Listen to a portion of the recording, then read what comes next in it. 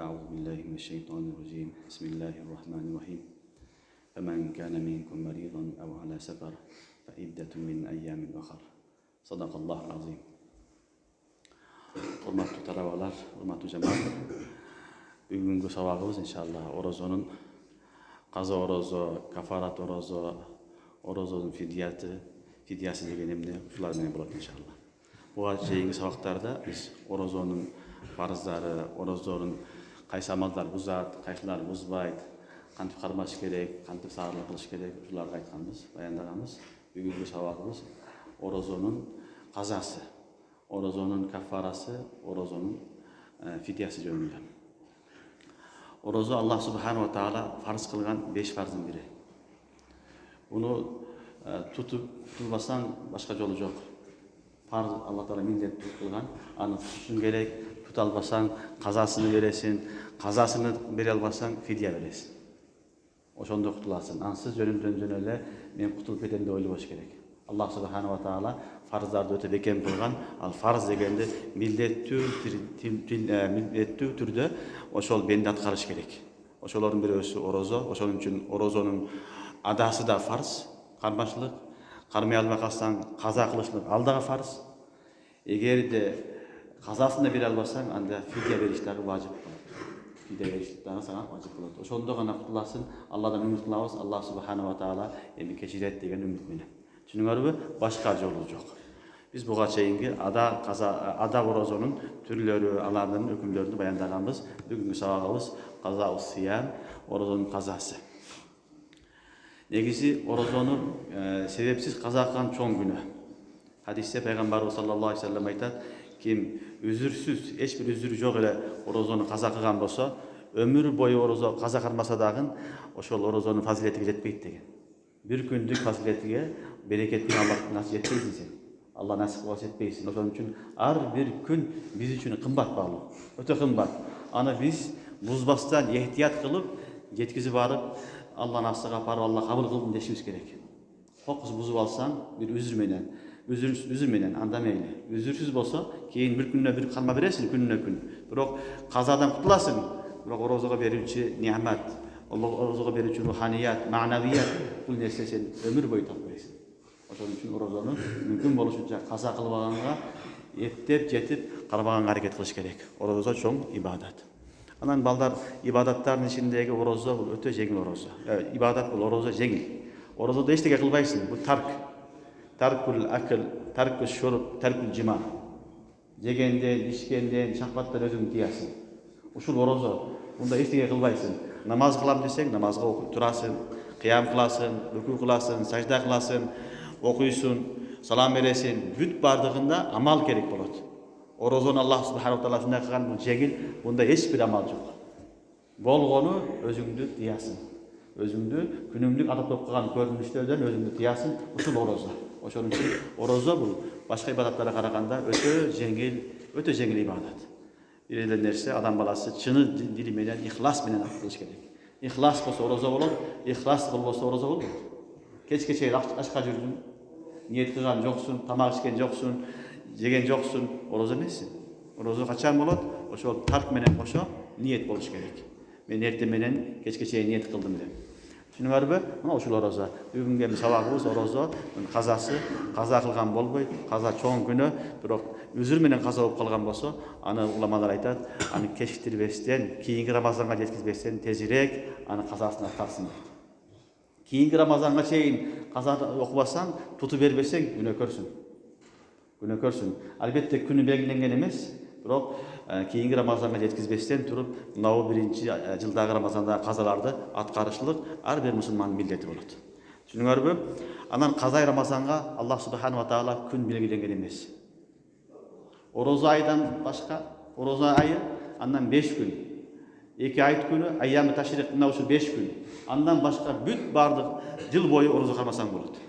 Oşol uçurlarda kaza kalmasan bolot. Bir kana orozonu ayında kalmay albaysın kazanı. Andan keyin 2 ayette, anan ayyam-ı taşrik 3 gün, şu 5 gün kana kaza kalmay albaysın. Kalganın bardığını Allah subhanahu wa ta'ala bizge jengillik kılıp orozonun kazasını kalmay ver degen. Oşonun için kaza üçün gün belgilengen emes. ай белгиленген эмес. Рамазан айы чыккандан кийин каалаган учурунда кайсы убакта кааласаң эмне кыласың? Орозо кармай бересиң. Албетте бир адамдын 2 Рамазаны каза болгон болсо, анда тайын шарт. Мисалы 2 жылдан бери орозо кармабайт.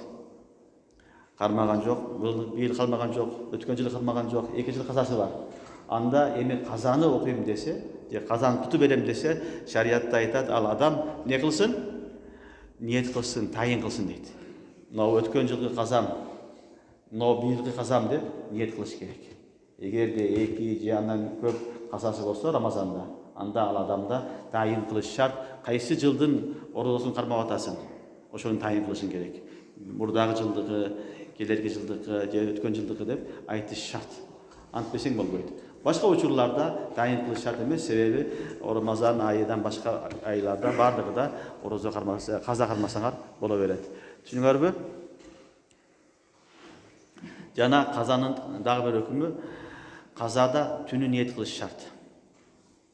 Фажрден алдын, субу садыктан алдын ниет кылыш шарт. Биз орозодо айтканбыз, ада боло турган болсо, анда түнү менен ниет кылыш шарт эмес. Эгерде уктап калсаң туруп, нисфу нахарга чейин ниет кылсаң жарай берет орозо. Бирок казада андай эмес. Каза орозо кармайм десең, анда сен түнү менен ниет кылышың керек. Түнү менен тайын кылышың керек, мен эртең каза орозону кармаймын деп. Кафара да ошондой. Кафараны дагы түнү менен мен кафара орозону кармадым деп ниет кылыш шарт. Түшүнүңөрбү? Ада менен казанын айырмасы, адада нисфу нахарга чейин сен ниет кылсаң болот, ал эми казада түнү менен ниет кылыш шарт. Түнү менен ниет кылбасаң, анда орозо болбойт. Түшүнүңөрбү? Анан дагы бир нерсе, каза орозодо Алла Таалам жеңилдик берген. Мисалы бир адамдын 1 айлык орозосу каза болгон болсо, аны баягы 1 ай толук үзбөстөн кармаш шарт эмес. Бөлүп кармасаң дагы боло берет казаны. Мисалы 1 айды сен 10 айга бөлүп алсаң болот. 1 ай толук кармасаң да болот. Ар айда 10 күндөн кармасаң да болот. Өз ыктыярың. Күнүнө үзбөстөн пай болуш шарт эмес. Түшүнүңөрбү? Ал эми Рамазандын орозосунда анда 30 күн толук кармайбыз. Каза келгенде андай эмес, 30 күн толтурсаң болду казаңды, аны ар дайым бирден артына үзбөстөн кармаш шарт эмес. Артынан каймай берсең да болот, бөлүп кармасаңар дагы боло берет. Бул дагы Рамазандын казасына берилген Алланын тараптан жеңилдик.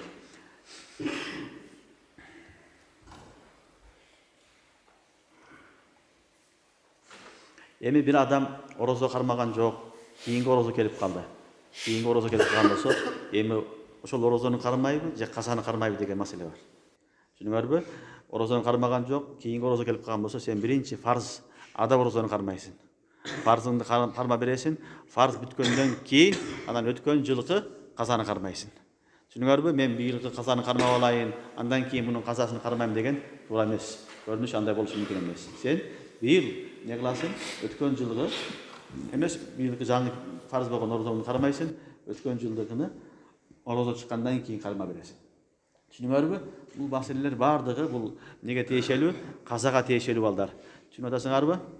Жана бир адам орозо учурунда өзүн жоготуп койду. Игма дейт. Эсинен танып калды. Башы ооруп, жыгылып калды да өзүн билбейт, акылы жок болуп калды. Ал игма. Шариятыбызда игма болгон адамдагы, өзүн жоготкон адамдагы ошол күндөн эмес, калган күндөрдүн орозосун казасын тутуп берет.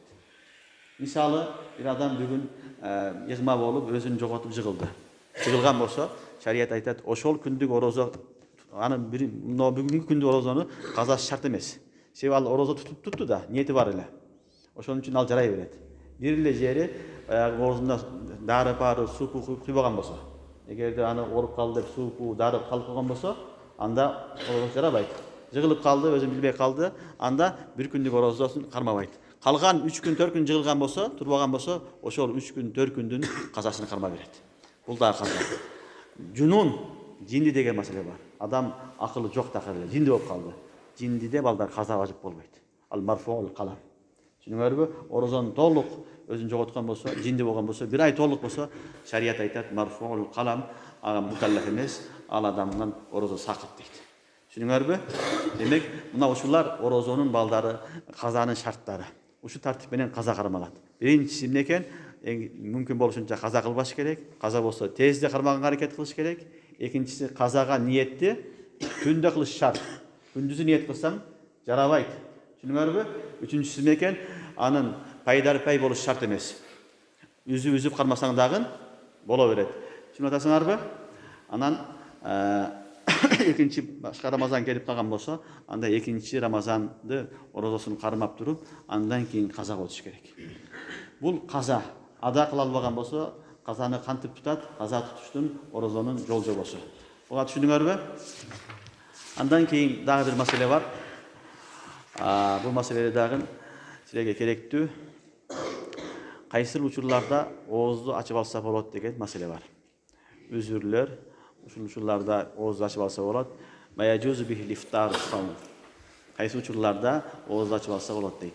Бир адам балдар эртең менен жакшы эле абалда туруп, орозо кармады. Түшүнүңөрбү? Орозо кармап туруп, кокус эле ооруп калды. Катуу ооруп калды. Дары ичпесе, доктурга барбаса, чайпай ичпесе, не болот? Оорусу күчөйүп кетет, же болбосо өлүп калыш коркунучу бар. Мына ушундай учурда шариятыбыз жеңилдик берген. Шарият жеңилдик берген дагы муну өзүр деп айтылат. Бул адам мазур болуп калды. Эми орозосун ачса болот дейт. Түшүнүңөрбү? Бул жөн эле орозону ачканы жок. Бул ошо үзүр себеп менен ачты. Жакшылап ниет кылды, Рамазанды кармады, пешинге келгенде баягы адам не болду? Ооруп калды. Ал оору халакун нафс, өзүнүн өлүп калыш коркунучу турат, же болбосо оорудун күчөйүп кетиши, оорудун узайып кетиш коркунучу турат. Анда оозун ачып алса болот. Ошондой эле бир адам не болду? Орозо кармады, өтө каттуу чаңкап калды. Каттуу чаңкады, күн ысык, суу ичпесе өлүмдүн алдында турат. Өлүп калыш коркунучта турат. Же болбосо бир адам орозо кармап өтө каттуу ачка, тамак жебесе өлүп калыш коркунучу турат. Мына ушул учурларда шариятыбызда ал адамга оозун ачса болот дейт. Оозун ачса болот, ал адамдар кафара бербейт. Күнүнө күн карма берет. Ачкан күнүнө канча күн болсо, ошол күндүн казасын гана карма берет, кафара бербейт. Түшүнүңөрбү? Демек булар үзүрлөр адам баласы ооруп калса, өтө каттуу не болсо, чаңкаса, чаңкабысынан суу ичпесе өлүм коркунучу турса, же болбосо тамак жебесе өлүп калыш коркунучта турган болсо, мына ушул учурларда уламалар не деген экен? Ага уруксат берген. Ошондой эле бир адам аялдын боюнда бар аял эмне кылды? Орозо кармады. Кармагандан кийин өзүнөн корко баштады. Өзүнөн, ичиндеги баласынан, шариятыбыз буга дагы уруксат берет эми. Өзүнүн ден соолугуна байланыштуу, баланын ден соолугуна байланыштуу эмне кылса болот? Оозун ачса болот. Ошондой эле же болбосо мурзия, сүт эмизет. Орозо кармады жакшы эле, бирок түшкө барганда сүт чыкпай калды. Баласы башка тамак жебейт. Энесинен башканы эмбейт. Жебесе тамак, энеге сүт кебейт. Мындай учурларда шарият үзүр дейт дагы. Бул хамилага дагы, мурзияга дагы эми сен эмне кылсаң болот? Орозоңду ачсаң болот дейт. Бул учурда дагы бул аял кийин күнүнө күн каза карма берет. Буга кафара важип эмес. Түшүнүңөрбү? Албетте орозодо балдар атайлап аягында кыйын иштерди кылган болбойт. Оозум ачып алышым керек, орозону ачып алайын деп атайлап кыйын ишти кылып, анан чаңкап калдым, курсагым ачып кетти, чыдабай өлүп калыш коркунучта турам деген болбойт. Адам мүмкүн болушунча орозодо жеңил иштерди кылыш керек. Пайгамбарыбыз саллаллаху алейхи вассалам айткан, орозо айы келгенде өзүңөрдүн кол астыңардагы адамдардын ишини жеңилдеткиле деген. Кызматчыңарды, башкалардын иштерин жеңилдеткиле деген. Эмне үчүн? Ошол алар дагы орозону кыйналбастан кармаш үчүн ушундай деген. Ошон үчүн атайлап ысык ишке барбаш керек. Мисалы бир адам тандырда нан жабат, анан нан жапкан себепти оозумду ачып алам десе болбойт. Түшүнүңөрбү? Сен ошону тартипке салышың керек. Түнү жаап, же эртең менен салкында жаап, ошондой тартип менен өзүңдүн ишиңди жылдыр дагы мүмкүн болушунча орозодо өзүңдү кыйнабай калмаганга аракет кылыш керек. Албетте кандайдыр бир себеп менен үзүр болуп калса, шариятыбызда үзүр себептүү эмне кылса болот? Орозону ачса уруксат берет. Буга түшүнүңөрбү? Андан кийин орозо кармабай калса дагы уруксат берген учурлар болот. Азыркы айткан учурлар балдар бул орозо тутуп туруп ачып алса уруксат берилет. Түшүнүңөрбү? үзүрүлөсөт. Кээ бир учурларда орозо кармабаганга дагы уруксат берген учурлар болот. Анын бирөөсү кеселдик. Bir adam ооруп калды, кесел болуп калды. Айгычтын түрү жок балдар. Көзү көрүнбөйт. Айга турган эме сүрөт көрүнбөйт. Же болсо айга турган болсо дагы көп вакыттан кийин айыгат. Мындай учурда шариятыбыз бул адам оорукчан экен деп туруп, ага орозо кармабай эле кой деп жеңилдик берет. Түшүнүңөрбү? Орозо кармабай койгонго шариятыбыз жеңилдик берет. Качан орозо оорудан өлүмдүн коркунучу болсо, же болсо оорунун күчөйүп кетиши, оорудун узайып кетишинин коркунучу болсо, анда шариятта орозо кармабай койсоң болот деп ижаза уруксат берет. Албетте бул жерде балдар бир мусулман таап айтыш керек. Мусулман таабыттын айтышы шарт. Сен орозо кармаба, сенин орозо кармаган болбойт, ден соолугуңа зыян деп мусулман таап доктор айтса, ошондо ачылат. Эгер кафир айтса, же фасык адам айтса, дин менен иши жок адам айтса, анын айтканы эске алынбайт. Түшүнүңөрбү? Алар болбор нерсеге дагы, кичинекей нерсеге дагы орозо кармаба деп сени тыйып кое берет. Ал эми чыныгы бир мусулман таап доктор айтса, жок сага болбойт, чын эле болбойт, ден соолугуңа зыян десе, анда ошонун сөзүн эске алат дагы, шариятыбыз мейли сен оозуңду ача бер, кийин казасын карма бересиң деп өкүм кылат. Түшүнүңөрбү? Же болбосо балдар, экинчи сүрөтү таап айткан жок, өзүн өзү билет адам баласы, тажрыйбасы негизинде аламаттар, белгилер менен ошол орозо кармасам мен өлүп калышым коркунучу турат, же болсо оорум күчөйүп кетиши коркунучу турат деп өзүнө өзү ишенсе, өзүнө өзү дагы баягыдай билсе, ал учурда дагы боло берет. Жөн эле күмөн менен же вахым менен мен ооруп калам, же ооруп калат окшоймун, орозо кармасам кыйналып калат окшоймун десе, аны менен орозо кармага таштап койгонго уруксат берилбейт. Түшүнүңөрбү? Зан болуш керек, зан галип болуш керек. Күмөн көбүрөөк болуш керек. Же табиб хазик, мусулман таап айтыш керек, сага орозо зыян деп. Мына ушул эки сүрөттө ал адам орозону тутпай койгонго шариятыбыз уруксат берет.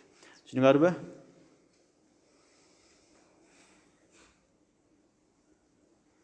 Дагы бир сүрөтү баягы кесел адам жакшы болуп калды.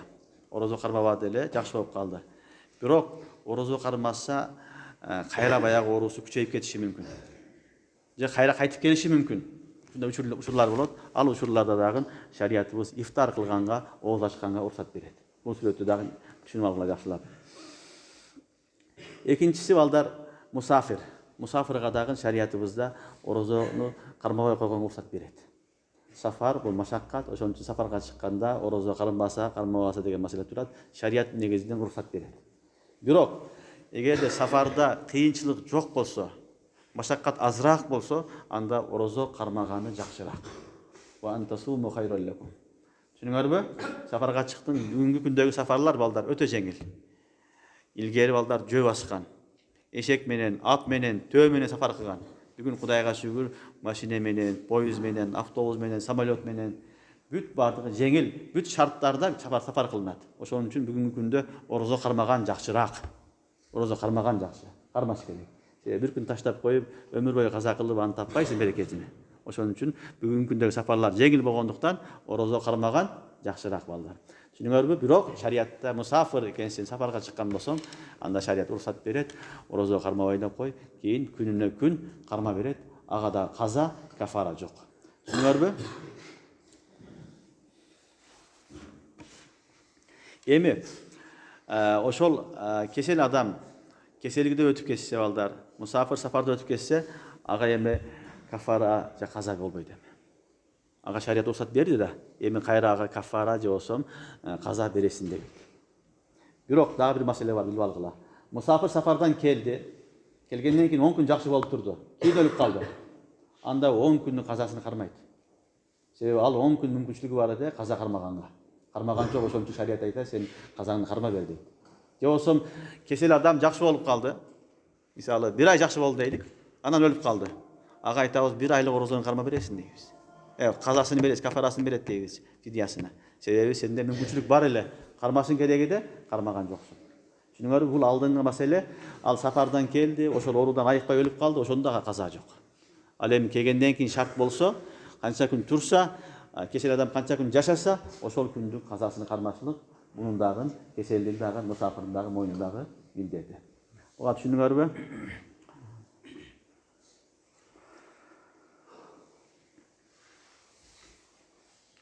Ошондой эле мусафир адам бир жерге барып 15 күндөн көп турам десе, ал мукимге айланат. Мукимдин өкүмүндө болот, ага эми ифтар кылганга, оозун ачканга уруксат берилбейт. Ал адам кадимкидей эле башка адамдар сыяктуу орозо кармайт. Түшүндүңөрбү? Аны таштап койгонго уруксат берилбейт.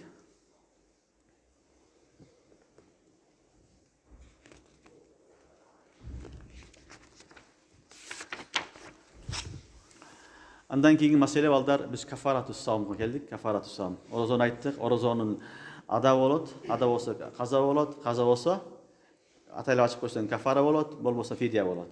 Андан башка кудурус жолу жок. Түшүндүңөрбү? Ушул тартип менен кутулабыз.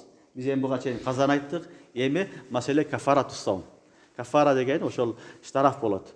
Атайлап орозону ачкан болсо, бузган болсо, жеген, ичкен, жыма кылган болсо, шариятыбыз жаза катары ага кафара берген. Кафараны Кур'ан-ы Керимде Алла Таалам өзү 3 түрүн айткан. Кафара өзү хадистерде Кур'анда 3 түрүн баян кылынат. Этқи ракаба дейт, биринчиси. Кул азат кылуу. Бүгүнкү күндө эми кул жок балдар. Кул жок болгон үчүн кул маселе жок эми. Экинчиси 60 күн орозо кармоо. Үчүнчүсү 60 мискинге тамак берүү. Мына ушул кафара. Бир күн орозону атайлап бузган болсоң, шарият айтат, эми ошон үчүн сен кафарасын төлөп бересиң дейт. Түшүндүңөрбү? Бул казанда кармайт бир күн. Андан сырткары 60 күн кафара да берет. Эмне атасыңарбы? Бир күн бузган үчүн шарият ушундай кылат. Бул кафара бир гана Рамазандын орозосунда болот.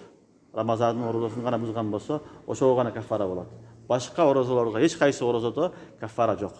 Казага дагы кафара жок. Казаны бузуп койсоң да кафара бербейсиң. Бир гана ада болгон, фарз болгон Рамазанды гана бузган болсоң, ошол сүрөттө гана кафара берилет. Эң биринчиси 60 күн орозо кармалат, үзбөстөн. Эгер буга кудурет жетпесе, 60 мискинге тамак берет. Орозодо үзбөстөн кармашлык шарт балдар. Тамакта шарт эмес. Түшүндүңөрбү? Ошон үчүн бир адам орозо кармады 30 күн. 30 күндөн кийин оозун ачып алды. Бир күн ачты. Кийин кайра каймайм десе, эми кайра жаңыдан баштайт. Кайра 60 күн кармайт. Алдыңы кармаган 30 күнү жарабайт. Бир гана аялдар балдар. Аялдар үзүрү келип калган болсо, анда уланат. Мисалы бир аял бир ай орозо кармады. Анан үзүрлүү болуп калды. Эми үзүрлүү болуп калган болсо, хайыз түгөгөндөн кийин кайра баштайт. Уланта берет. Аялдарга уруксат берилет. Кафарада. Бирок таза болгондон кийин бир күн өткөзүп койду. Тутпастан. Кийин кармаса, эми алдыңы кармаган жарабайт. Эми кайрадан 60 күн дагы кайра кармайт. Түшүнүңөрбү? Аялдарга үзүрлүү болгон күнү, ошол күнү гана үзүрү тогондон кийин жуунуп эртеси эмнени баштайт? Кайра улантат. Эгерде бир күн кармабай калса, анда ал казасы жараксыз, кафарасы жараксыз, кайрадан кафара беришке милдеттүү. Түшүнүңөрбү?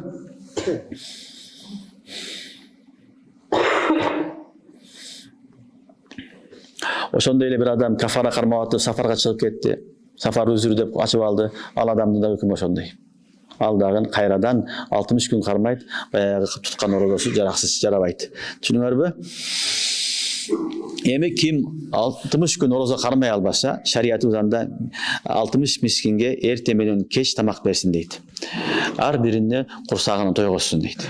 Курсагын тойгозо турган мыгдарда 60 адамга тамак беришлик бул милдеттүү. Бул экинчи сүрөтү. Орозо кармай албаса, анда 60 мискинге эмне кылат экен? Мискин деген кедей, муктаж адамга тамак бериш милдеттүү. Эгерде ошол 60 мискиндин ичинде бир бала, кичинекей жаш бала болсо, гайры мурахик жаш бала болсо, анда жарабайт. 59 адамга бердиң, бирөөсүн жаш балага бердиң, 60 кылып, жарабайт. Түшүнүңөрбү? Бул кафаратын жарабай калат, аны кайтарып беришиң керек болот. Себеби мискин дегенде бул жерде жаш бала эмес, балага жеткен чоң адам болуш керек. Чоң адамдын курсагын тойгозуш шарт. Түшүнүңөрбү? Ошон үчүн эгерде бир эле жаш балага берип калган болсо, ал фидиясы, кафарасы жараксыз болот. Эми мискинге тамак бергенде балдар, бул шариятта баягы өлчөмдөр айтылган. Мисалы, эгерде буудайдан болгон нан берем десең, нанын өзү жетерлик дейт. Эгерде сен арпадан же болсо жүгөрүдөн, макадан берем десең, анда шорпос менен чогуу бер дейт. Эмес китептерде ушинтип айтылат, мындай эле койгула. Кыскасы, адамды тойдуруш шарт. Эгер будай нан болсо, нан өзү менен тоет. Арпанын наны болсо, тойбой калат. Жүгөрү болсо тойбой калат. Ошон үчүн бир аз чорпо кошуп коюш керек дейт. Эми бүгүнкү күндө балдар эң жеңили, кааласаңар садака фитр өлчөмүндө берсеңер да болот.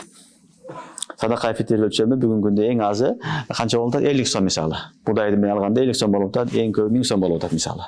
Ар ким шартына жараша берсе болот. Түшүнүңөрбү? Кафара мискинге 2 маал бересин, ошондо эмне кыласың? 2 жолу тойгузасың. Эрте менен бир жолу, кечинде бир жолу. Ошентип канча? 60 күн. Кааласаң 100 сомдон бер, эрте мененге 100 сом бер, кечке 100 сом бер. Bir күнгө кетти бул. Bir күнгө 200 сом болсо, балдар, анда не болот? Bir айга 6000 сом бересин. 6000 сом ошол не болду? Bir айдын немеси болду. 2 айга канча бересин? 12 бересин. 12.000 сом бергенге туура келет. Бул эми акчалай берем десем. Эгер кааласаң тамак берсең, балдар, кааласаң 60 адамга бирде берсең да боло берет. Кааласаң 60 адам эмес, bir адамга 60 күн берсең да боло берет. Бу жерде баягыдай үзүлүп коюшта шарт, үзүлбөш шарт эмес. Кааласаң 1 күн берип, 10 күндөн кийин 10 адамга берип, 5 адамга берип, бөлүп берсең дагы боло берет. Түшүнүңөрбү? Кафарада баягы саумда татабу шарт. Birinin артына бир кетиш керек. Тамак бергенде ал шарт эмес. Ошон үчүн 60 мискинге кааласаң bir күндө берип сал, кааласаң бөлүп бер, кааласаң 1 күн берип кийин 2 күндөн кийин кайра бер. Кайсы сүрөтү болсун, боло берет. Бул кафара болуп эсептелет.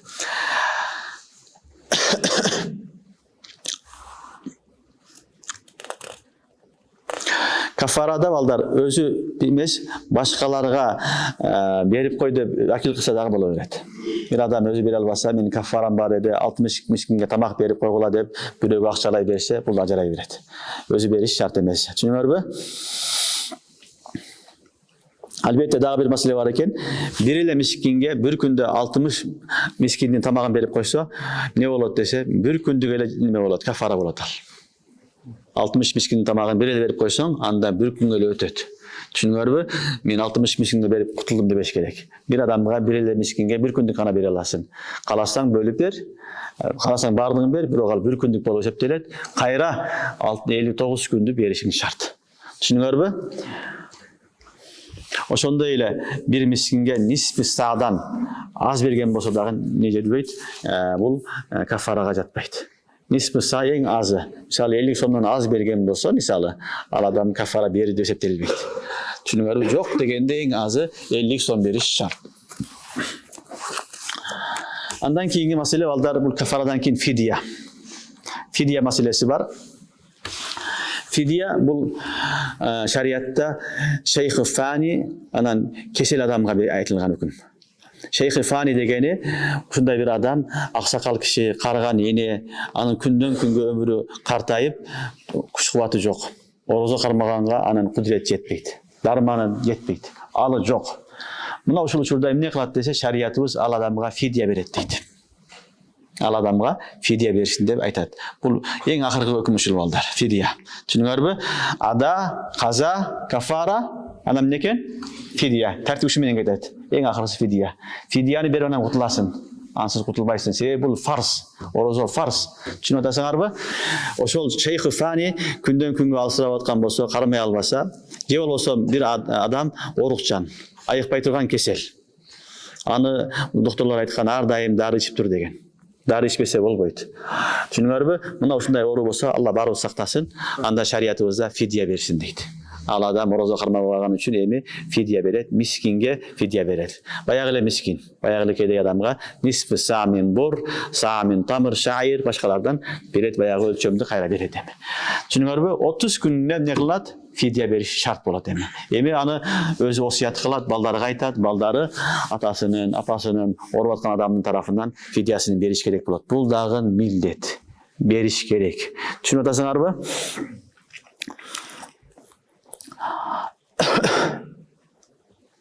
Бирок фидияда бир нерсе бар балдар. Кафарада нисби саадан азы берсең, кафара жүрбөйт bir мискинге. fidyada nisfi sa'dan azdı bir sa'ny nisfi sa'ny iki adamga bölüp berseň da fidya ýüreýär. Misaly fidya 50 so'm deylik. 50 so'm beriş gerek bir gününe. Oşo 50 so'mdu 25 so'mdan iki adamga bölüp berseň de öte berет fidya. Kafarada nisap tolyk boluş şart. Düşünüňärmi? Bir adamga beriş gerek. Nisfi sa'dan az bolgan bolsa kafara jürbeýt. Oşoň üçin bir adamdyn fidyasyny ölçep turup, any kalasaň bir adamga berseň bolat. Misaly 30 günde 3000 so'm boldy, 100 so'mdan. Kalasaň 3000 so'mdy bir adamga berseň bolat, 3000 so'mdy sen 30 adamga 100 so'mdan bölüp berseň de bola beret. Kalasaň andan köpkö bölüp berseň dagы jaray beret. Kıskası muhtajlarga yetiş gerek. Bul fidya menen nenin kafaranın ortasındaky aýyrma. Bunu da jakşı bilip algyla. Emi dagы bir süreti var balдар. Bayağı aksakaldan fidya berildi. Joosam orup atkan adamdan fidya berildi. Keyin Allah'ın kudreti menen ayıgıp ketdi. Aksakal adam güçlü bolup kaldı. Orozo karmagan kudret yetip kaldı. Emne kılat dese, şeriatı orozo karmasın deydi. Orozo karmaydı emi. Em fidya menen kutulbaydı.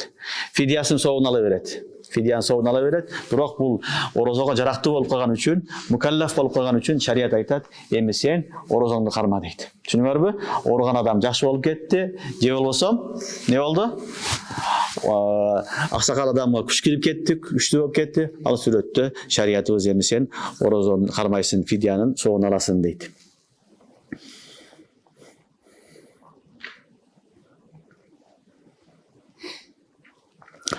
Je kaza kılat, je ada kılat. Düşünüňärmi? Fidyan soğun alat. Emi dagı bir mesele baldar, fidyanın dagı bir türü var. Negeci fidya iki adamga berilet baldar. Üzürler köp. İmam Şamil rahmetullahi aleyh Fatava Şamil'de 9 üzür aytkan.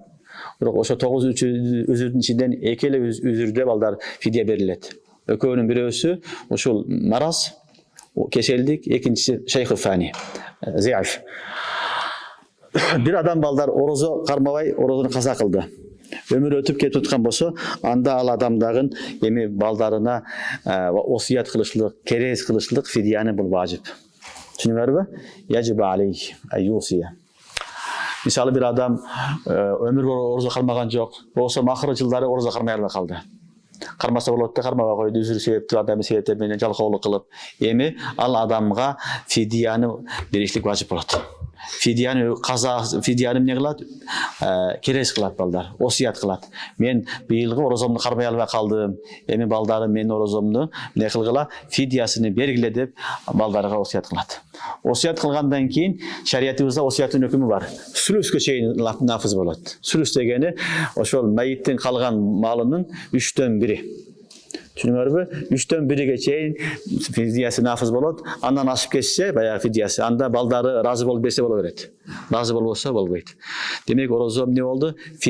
Fidyaga hüküm kılıç gerek. Men karmay albay kaldığım baldarym emi men artımdan orozonun fidyasyny berip koygula dep aytışlyk mildet.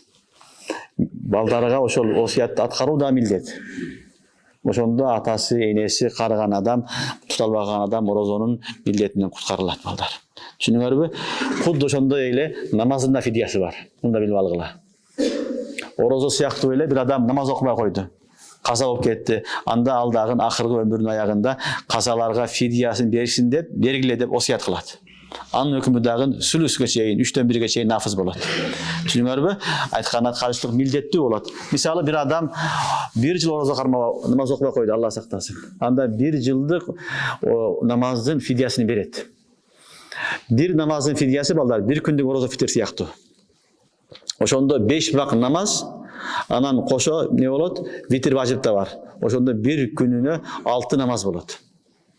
1 gününe 6 namazdın fidyasyny beresin. 6 namazın fidyası jok degende baldar 10 kilogram buday bolat.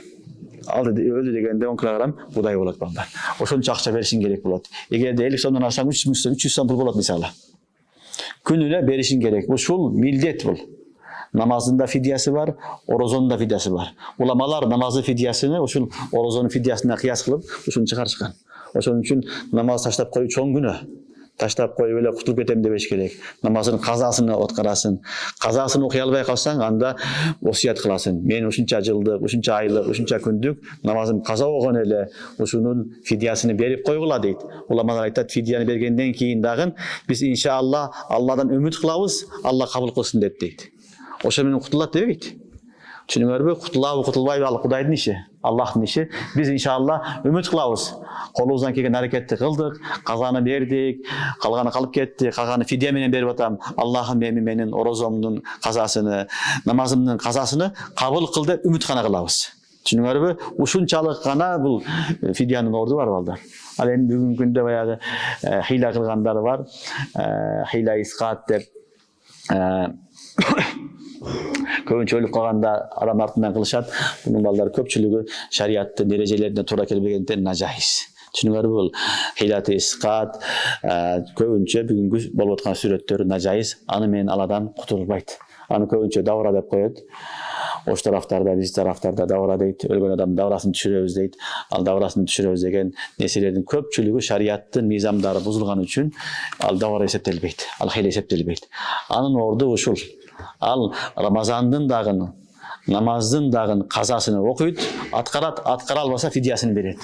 Фидияга бериштик милдеттүү. Осуят кылса, осуятты аткаруу балдарга милдет, важип.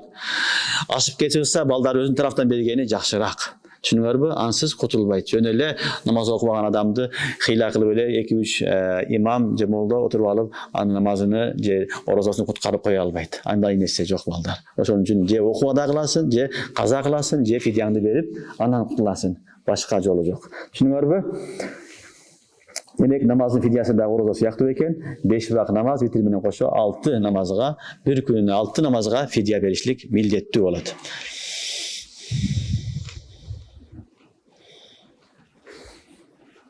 Ошондой эле балдар бир адамдын мойнунда зекет важип эле. Бул да ибадат фарз да. Бербей өтүп кетке, бербей калган болсо, ал дагы балдарга осуят кылат. Мен 1 жылдык, 2 жылдык зекетимди бере элекмин, берип койгула дейт. Балдары аны да аткарышы милдеттүү. Түшүнүңөрбү? Буну дагы балдары эмне кылат? Осуятын аткарып, 3төн 1-ини зекетини бергенге милдеттүү. Демек, намаздын, орозонун, зекет булар фарз болгон үчүн туугандар, буну эмне кылышлык, аткарышлык милдеттүү. Өлүп кутулбайсың. Өлгөндөн кийин фидиясын берип, анан Алладан үмүт кылабыз, Алла таалам куткарсын деп. Андан кийинки дагы бир маселе билип алгыла. Орозо, анан намазда бирөөдүн артынан намаз окуп берсе, орозо тутуп берсе жарабайт. Түшүнүңөрбү? Орозо ар ким өзү үчүн кармайт. Мен атама орозо кармап берейин десе болбойт. Энеме ордуна намаз окуп берейин десе болбойт. Энеңе орозо кармап бере албайсың. Атаңдын артынан намаз окуп албайсың. Түшүнүңөрбү? Казасын сен аткара албайсың. Албетте сен алардын фидиясын бере аласың. Азыр айттык, намаздын, орозонун небесini фидиясын бергенге милдеттүүсүн осуят кылган болсо. Акырында балдар дагы айта турган нерсе, Рамазан ыйык нерсе. Хадисте пайгамбарыбыз саллаллаху алейхи вассалам айтат, ким Рамазан айында эч бир үзүрү жок орозону ачып салган болсо, өмүр бою орозо кармаса дагы Рамазандын берекеттерине жетпейт деген. Ошон үчүн Алла таалам ушул орозону туура кармаганга, кийинки орозолорду дагы туура кармаганга, адашпай, кафара важип кылбай, каза кылбай кармаганга мага дагы баарыбызга товфик берсин. Алла таалам шариатка амал кылганга товфик берсин. Рамазандын акыры келип калды иншалла. Эми Рамазанга бекем болгула. Рамазандын негизги максаты бул такыбалык. Ошол кимге хасыл болгон болсо, ал эмне болду? Рамазандын максатына жетти деген сөз. Кимде такыбалык жок болгон болсо, анда Рамазандын таасири ага келе элек деген сөз. Алла таалам мага да баарыбызга такыбалык насип кылсын.